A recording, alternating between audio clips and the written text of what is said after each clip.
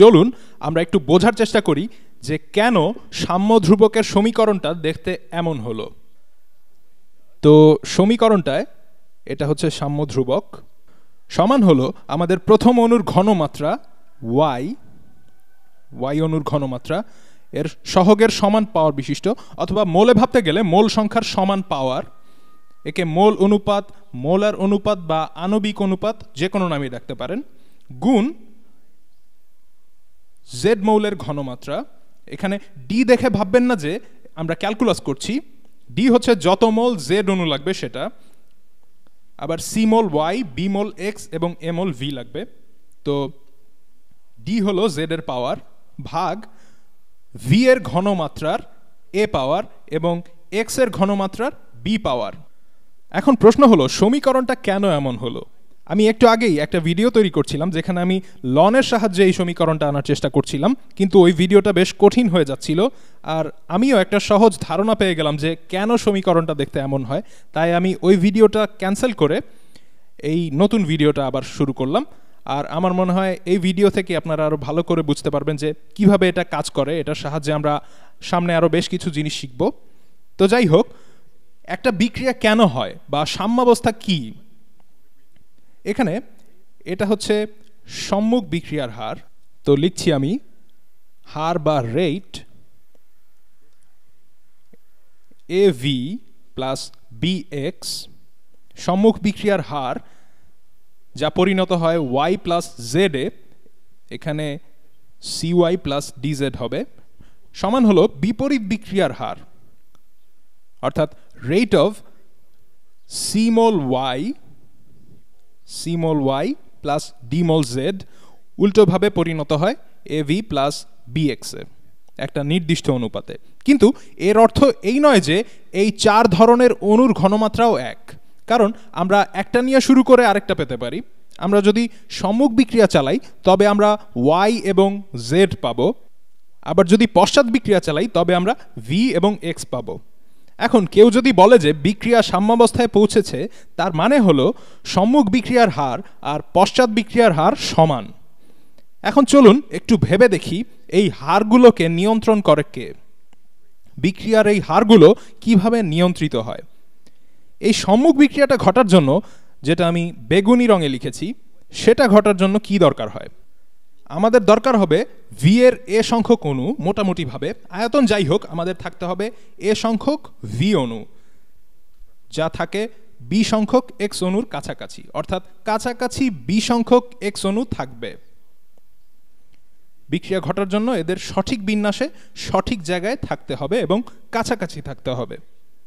আপনি ব্যাপারটা এভাবেও ভাবতে পারেন যে বিক্রিয়াটা নির্ভর করবে এ ভি এবং বিএক্সকে কাছাকাছি অবস্থানে পাবার সম্ভাব্যতার ওপর।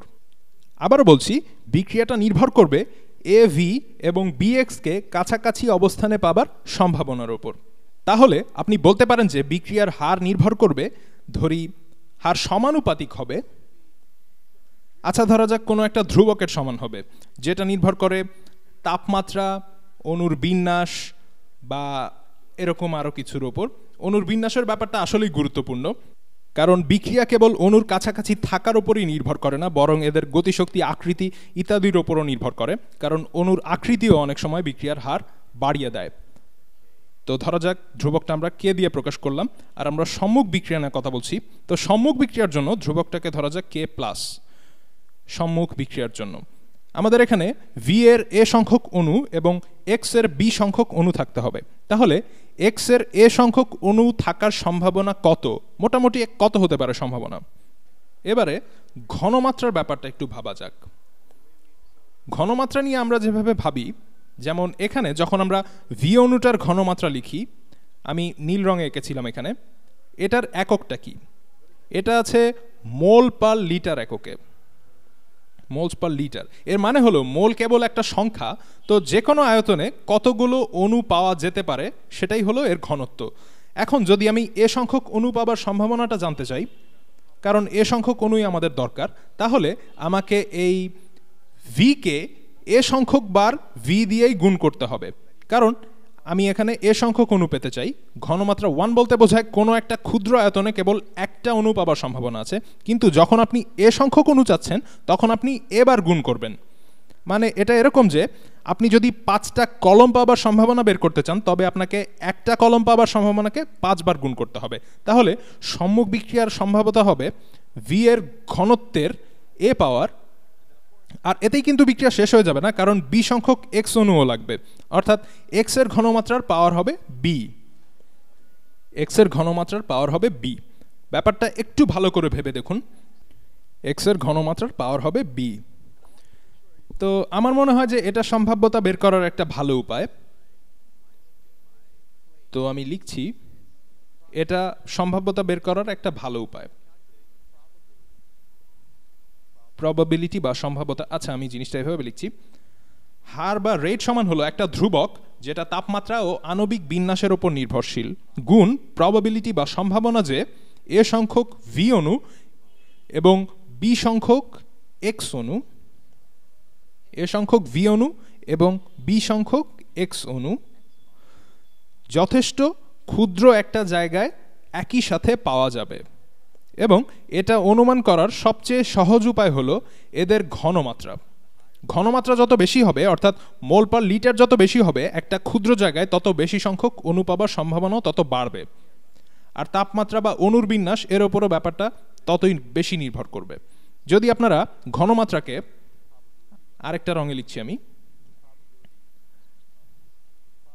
যদি আমরা কোনো একটা আয়তনে ভি অণু পাওয়ার সম্ভাবনা, অর্থাৎ probability of having v mole in some volume, অর্থাৎ যে কোনো একটা আয়তনে ভি অণু পাওয়ার সম্ভাবনা বের করতে চাই, আর যদি আমরা ধরে নেই যে দ্রবণটা সুষম, অর্থাৎ ভি অণুটা মোটামুটি সমানভাবে বণ্টিত, তাহলে এটা হবে, এটা কিন্তু অনুমান নয় বরং হবেই ভি এর ঘনমাত্রা গুণ যতটুকু আয়তন বা ভলিউম আমরা চাই। তো যদি আমরা এর সম্ভাবনা চাই, এখানে এ আসলে একটা সংখ্যা, এটা 5ও হতে পারে, তাহলে এ ভি অর্থাৎ এ সংখ্যক ভি অণু পাবার সম্ভাবনা নির্দিষ্ট আয়তনে, অর্থাৎ এটা হলো ভি কে এ সংখ্যক বার পাবার সম্ভাবনা, আর এটা সমান হবে, পুরো ব্যাপারটা কিন্তু প্রবাবিলিটি বা সম্ভাবনা, অর্থাৎ যদি আপনি টানা 5টা হেড পেতে চান তাহলে সেটার সম্ভাবনা হবে 1/2 to the 5th। আর এখানে যদি আপনি এ সংখ্যক ভি অণু একটা ক্ষুদ্র আয়তনে পেতে চান তাহলে হবে ভি এর ঘনমাত্রার এ পাওয়ার গুণ আয়তন বা ভলিউম। আবার যদি আপনি এদের সবগুলোকে একসাথে পেতে চান সেটা হবে এ সংখ্যক ভি এবং বি সংখ্যক এক্স পাবার সম্ভাবনা কোনো একটা আয়তনে। যদি আপনি এদেরকে একসাথে পেতে চান তবে সবগুলো গুণ করতে হবে, অর্থাৎ ভি এর ঘনমাত্রা যার পাওয়ার এ গুণ এক্স এর ঘনমাত্রা যার পাওয়ার বি গুণ সেই আয়তন। তাহলে ভি এবং এক্স কণাকে সঠিক সংখ্যায় কোনো আয়তনের সঠিক জায়গায় পাবার সম্ভাবনা হলো ঠিক এইটুকুর সমানুপাতিক। এবং আমরা বলছি যে সম্মুখ বিক্রিয়ার হারও এর সমানুপাতিক। তো এখানে আমরা সম্মুখ বিক্রিয়ার হার পাচ্ছি, তাহলে সম্মুখ বিক্রিয়ার হার হলো ভি অণুর ঘনমাত্রা যার পাওয়ার এ, সম্মুখ বিক্রিয়ার হার হলো ভি অণুর ঘনমাত্রা যার পাওয়ার এ গুণ এক্স অণুর ঘনমাত্রা যার পাওয়ার বি। এখন যদি আমরা বিপরীত বিক্রিয়ার হার বের করতে চাই, তো এটা হলো সম্মুখ বিক্রিয়ার হার। যদি বিপরীত বিক্রিয়ার হার বের করতে চাই, অর্থাৎ রেট রিভার্স, ধরি এটা সমান আরেকটা ধ্রুবক, ধরা যাক কে মাইনাস। এখন হুবহু একই যুক্তিতে আমরা এদিকে যাচ্ছি, আসল সমীকরণটা দেখা যাক, এটা ওইদিকে যাচ্ছে, তো হুবহু একই কাজ করে আমরা এই সমীকরণেও এগোবো কিন্তু অন্য অক্ষর দিয়ে। তাহলে বিপরীত বিক্রিয়ার হার হবে ওয়াই অণুর ঘনমাত্রা যার পাওয়ার সি, কারণ সি সংখ্যক ওয়াই অণু লাগবে একই সময়ে, গুণ জেড অণুর ঘনমাত্রা যার পাওয়ার ডি। আর ভিডিওর শুরুতে আমি বলেছিলাম সাম্যাবস্থা হলো যখন এই হারগুলো সমান হয়, আমি এটা এখানে লিখেছিলাম। তো বিপরীত বিক্রিয়া হলো একটা ধ্রুবক গুণ এটা, এবং সম্মুখ বিক্রিয়া হলো একটা ধ্রুবক গুণ এটা। তাহলে আমরা যখন সাম্যাবস্থায় পৌঁছবো, যদি এ দুটো সমান হয়, আমি কিছু জায়গা মুছে দিচ্ছি। প্রশ্ন হলো এরা দুজন সমান হবে কখন? যখন সম্মুখ বিক্রিয়ার হার, আগে বলেছি আমাদের সম্মুখ বিক্রিয়ার ধ্রুবক তাপমাত্রা, অণুর আকার ইত্যাদির উপর নির্ভরশীল, গুণ ভি অণুর ঘনমাত্রার এ পাওয়ার। ব্যাপারটা এভাবে দেখতে পারেন যে কোনো নির্দিষ্ট আয়তনে, আচ্ছা ঠিক তাও না, আসলে নির্দিষ্ট আয়তন কে এর ওপর প্রভাব ফেলবে, বরং যে কোনো আয়তনে ভি বা এ ভি পাবার সম্ভাবনা, অর্থাৎ ভি অণুর ঘনমাত্রার এ পাওয়ার গুণ এক্স অণুর ঘনমাত্রার বি পাওয়ার, এক্স অণুর ঘনমাত্রার বি পাওয়ার। এটা হলো সম্মুখ বিক্রিয়া, এটাকে বিপরীত বিক্রিয়ার সমান হতে হবে। তাহলে কে মাইনাস গুণ ওয়াই, ওয়াই অণুর ঘনমাত্রার সি পাওয়ার গুণ জেড অণুর ঘনমাত্রার ডি পাওয়ার।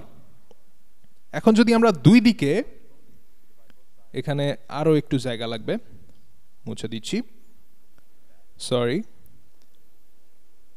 এবারে ঠিক আছে। তাহলে দুই পক্ষকে কে মাইনাস এবং এটা দিয়ে ভাগ করি, তাহলে আপনি পাচ্ছেন কে প্লাস ভাগ কে মাইনাস সমান হলো, কে মাইনাস সমান হলো ওয়াই অণুর ঘনমাত্রার সি পাওয়ার গুণ জেড অণুর ঘনমাত্রার ডি পাওয়ার ভাগ ভি অণুর ঘনমাত্রার এ পাওয়ার গুণ এক্স অণুর ঘনমাত্রার বি পাওয়ার। এটা ম্যাজেন্টায় লিখছি, আর এটা কিন্তু মাইনাস। এই ধ্রুবক দুটো আসলে বোঝার সুবিধার জন্য নেওয়া হয়েছিল, এখন এই দুটোকে বাদ দেওয়া যায়, এদেরকে সাম্য ধ্রুবক নাম দেওয়া যায়। এখন আমরা যেখানে আসতে চেয়েছিলাম সেখানে পৌঁছে গেছি, আমরা সাম্য ধ্রুবকের সমীকরণ বের করে ফেলেছি। যদিও আমরা এখানে অনেক কিছুই ধরে নিয়েছি, কিন্তু জিনিসগুলো কিন্তু একেবারে আকাশ থেকে পড়েনি। আর আমি মনে করি অন্তত এটা থেকে আপনারা বুঝতে পারবেন যে এগুলো আসলে ঘনমাত্রার সম্ভাবনার পরিমাপ। এখানে সম্মুখ বিক্রিয়ার হার এটার সমানুপাতিক, কারণ ভি এর ঘনত্ব যত বেশি হবে এটা পাওয়ার সম্ভাবনাও তত বাড়বে। কিন্তু যদি আপনি আরও কণা চান, তবে আপনাকে ভি এর ঘনমাত্রাগুলোকেই নিজেদের দিয়ে গুণ করতে হবে, না হলে সম্ভাবনা কমে যাবে, কারণ তখন আপনার আরও বেশি কণা একসাথে দরকার বিক্রিয়া ঘটানোর জন্য। একই ব্যাপার ঘটে সবগুলোর ক্ষেত্রেই। কিন্তু যেখান থেকে এই পুরো জিনিসটা বের হয়েছে তা হলো সম্মুখ বিক্রিয়ার হার সমান হবে কোনো একটা ধ্রুবক আর বিপরীত বিক্রিয়ার হারের গুণফল। তো যাই হোক, আশা করি এই ভিডিওটা আপনাদের কনফিউজড করে দেয়নি। আমি আপনাদের এই ধারণাটা দিতে চেয়েছিলাম যে এটা কেবল একটা সাধারণ সমীকরণ নয়, বরং এটা এই বাস্তবতা থেকে আসে যে দ্রবণের ঘনমাত্রা যত বেশি হবে এর কণাগুলোর ধাক্কা খাবার সম্ভাবনাও তত বাড়বে।